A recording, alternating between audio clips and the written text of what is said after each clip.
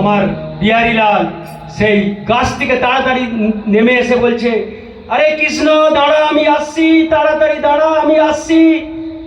সে ছুটতে লেগেছে, কিন্তু দেখলো বিকাল গড়িয়ে গেছে।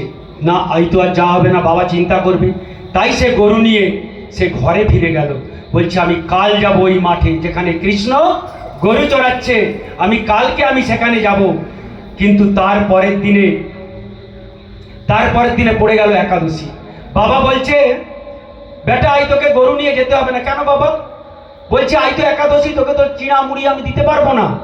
আর আমি এখন প্রভুর সেবায়, আজকে আমার অনেক ভক্ত আসবে, আর আমি যেতে পারবো, আমি তোকে কিছু রান্না করতে দিতে পারবো না।